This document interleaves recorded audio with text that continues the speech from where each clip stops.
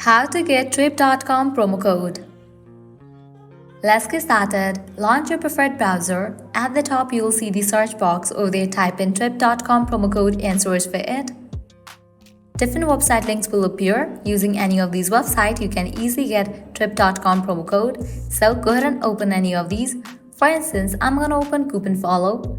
After you open it, you're going to find amazing deals and offer. You can see that 50% off, 8% off, $100 off, and many more. Head towards any of the offer that you want to grab, just click on it. So here is the code, you can copy it, then click on redeem at Trip.com. You will be directed to the official website of Trip.com. Now you can log into your account, book your hotels, flights or trains or car rentals, and then proceed to checkout. While in the checkout page, you will find the section of promo code, paste the code and confirm it, and just for that you will get the discount. Also, you can try out other offers, as in this page you're going to find tons of offers and deals. Likewise, make sure to check out other websites as well, because these websites will also provide you working promo code for a trip. Well, that's a wrap for this video. This way you can easily get Trip.com promo codes.